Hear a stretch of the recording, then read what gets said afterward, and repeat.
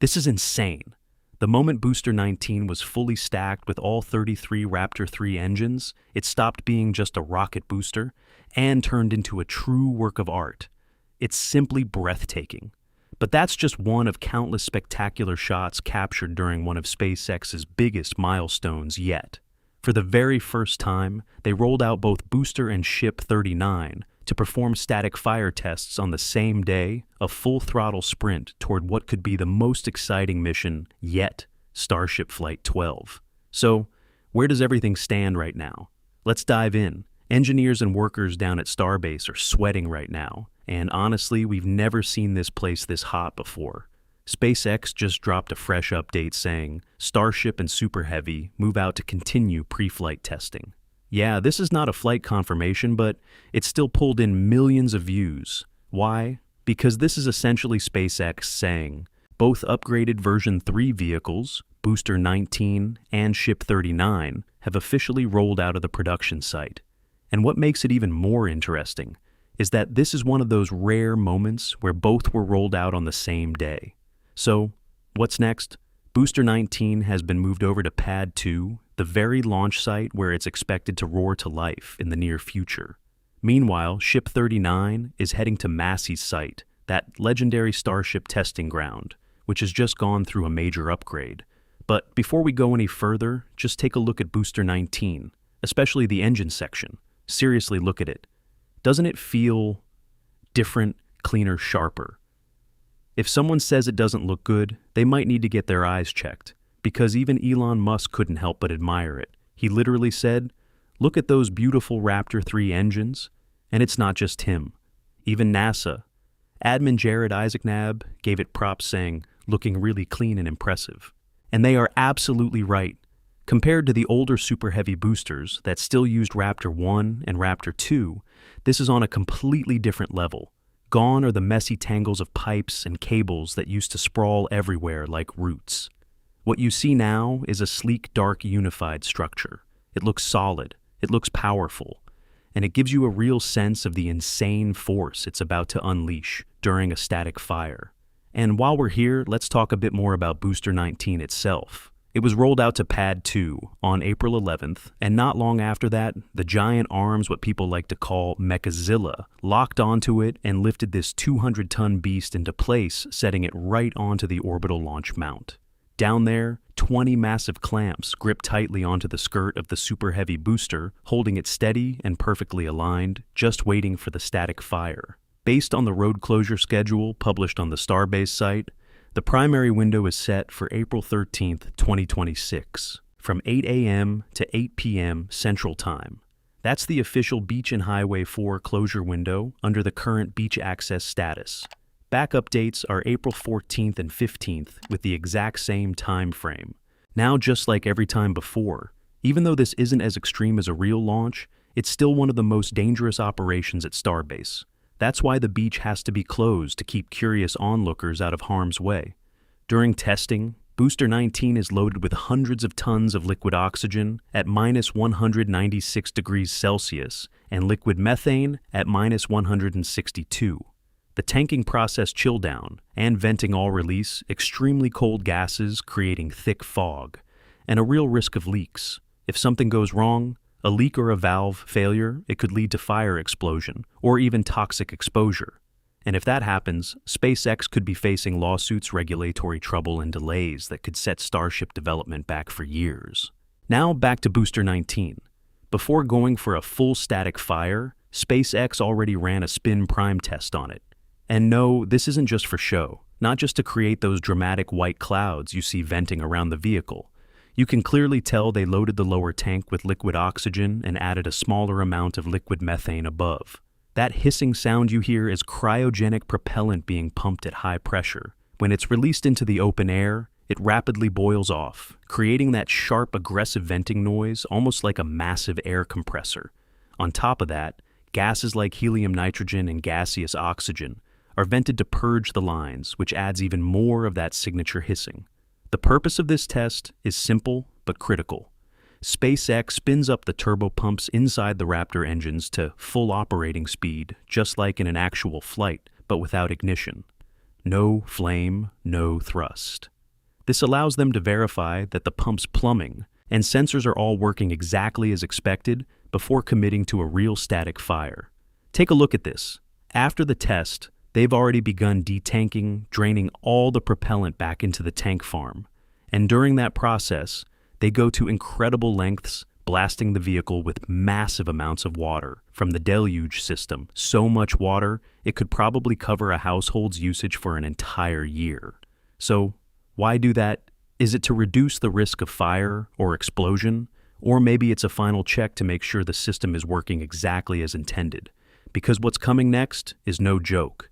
With 33 Raptor 3 engines firing, this booster is expected to generate around 9,240 tons of thrust, roughly equivalent to 80 to 90 Boeing 747s taking off at the same time. And with temperatures hot enough to melt most metals, the stakes couldn't be higher. Without the Deluge system and the flame trench beneath it, we could be looking at a repeat of what happened during Starship Flight 1, when the sheer force of the engines cracked the concrete pad below and sent debris flying for kilometers. So far, everything looks solid, but if anything shows up out of place, that static fire could be delayed without hesitation. And if you want to witness all 33 Raptor 3 engines come alive in the upcoming static fire, make sure to hit subscribe if you haven't already. Now, let's shift our focus to Ship 39, where things get even more interesting. This vehicle was also rolled out to Massey's test site on the 11th and almost immediately placed into the Massey's truss structure, the setup typically used to simulate loads on Starship's flaps and lifting pins. And interestingly, the first test wasn't a spin prime. Instead, they went with something much simpler, almost like a warm-up. The lower aft flaps were actuated, slightly moving back and forth to verify mechanical integrity and flexibility, critical for controlling the vehicle during re-entry. But that was just the beginning. Just a few hours later, they moved straight into propellant loading. You could see white vapor venting everywhere, and the belly of Starship gradually frosting over as the cryogenic fuel chilled the structure. The frost line kept climbing higher and higher as they continued loading for hours, stretching late into the night and still not fully topped off. And that's unusual. Under normal launch prep, they don't load this slowly. This time the goal appears to be a controlled chill down, gradually cooling the plumbing and internal tanks to validate the new structure on version 3, while minimizing boil-off and keeping venting under control. Starship doesn't have external insulation, so it absorbs heat from the environment very quickly. Then came the next day, April 12th. Ship 39 went through another round of testing, following a very similar profile: cryo-load, deluge activation, and detanking. Just like before, it's possible a spin prime may have taken place, though that's still unconfirmed. But based on the volume of cryogenic deliveries and the number of water trucks arriving, it seems likely that SpaceX is preparing for further testing at the pad, possibly taking advantage of the current road closure window. So, do you know what's coming next? When a version 3 Starship upper stage steps into its very first static fire, everything follows a process that SpaceX has refined through dozens of previous tests. But this time, it feels different, because for the first time, Raptor 3 will truly breathe fire on a full ship. The sequence begins with loading the LOX tank liquid oxygen, primarily as ballast, giving the vehicle the mass it needs. Methane, on the other hand, is only loaded in limited amounts, just enough for the planned burn, typically a few seconds, maybe up to several dozen seconds for an initial test. Only when everything is stable does the call come, ignite, and in that moment, everything comes alive. Flames erupt violently from the upgraded flame trench at Massey methane combustion, painting the plume in a deep orange glow, shaking the air around it. The entire event happens fast, just seconds to about a minute, depending on the test objectives, but it's more than enough. Engineers capture critical data, thrust vibration, temperature pressure, and how well these new engines can regulate themselves in real time. Then, almost immediately after shutdown, the vehicle is detanked. One final round of inspections follows, before it's rolled back to the mega bay for deep data analysis. And that brings us to what might be the most anticipated moment right now, Ship 39's upcoming static fire, because this isn't just another test. This will be the first static fire of a version 3 upper stage. And more importantly, the first-time Raptor 3 simplified, more powerful, and no longer reliant on complex heat shielding ignites as a full engine set on a ship. Compared to the older V2 design version, 3 can carry more propellant integrates, hot staging more smoothly, and features an upgraded heat shield with new tile layouts extending even across the back of the flaps. If this burn goes well, it will be a major milestone confirmation that the upper stage propulsion system is ready for Flight 12, the first full-stack V3 launch, potentially as early May. And you know what excites me most about this test? It marks a real turning point. This is Starship moving beyond the prototype phase and stepping into true production hardware. Raptor 3 isn't just more powerful, it's built to be more reliable, enabling higher launch cadence, more efficient in-orbit refueling, and eventually routine missions delivering hundreds of tons of cargo into orbit. For a vehicle like Ship 39, a successful static fire means it has passed one of the most demanding tests on the ground before ever taking flight. We'll see that familiar column of fire rising from Massey once again. But this time, it carries something more, a step closer to Mars, becoming real. But the road to Mars isn't a quiet one. Competition is heating up, and Blue Origin is making its move. They've just rolled out New Glenn NG-3 to launch Complex 36 at Cape Canaveral, standing the rocket upright on the pad. Sitting on top is a massive payload.